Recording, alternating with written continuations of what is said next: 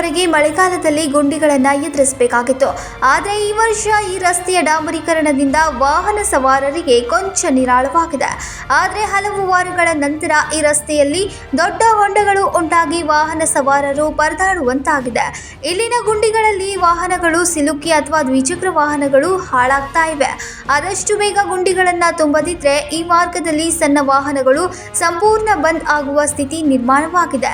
ಈ ಮಾರ್ಗದಿಂದ ಯಾವಾಗಲೂ ಪ್ರವಾಸಿಗರ ನೂಕು-ನುಗ್ಗಲು ಇರುತ್ತೆ. ಹದಗೆಟ್ಟ ರಸ್ತೆಗಳಿಂದ ಪ್ರವಾಸೋದ್ಯಮದ ಖುಷಿಯನ್ನ ಕಳೆದುಕೊಂಡಿದೆ. ಕಾರುಗಳಿಗೆ ಲಕ್ಷಗಟ್ಟಲೆ ತೆರಿಗೆ ಕಟ್ಟಿದ್ರೂ ಇಂತಹ ಗುಂಡಿಗೆ ಮುಖ ಮಾಡಬೇಕಾಗಿದೆ ಎಂದು ಅಸಮಾಧಾನ ವ್ಯಕ್ತಪಡಿಸಿದ್ರು.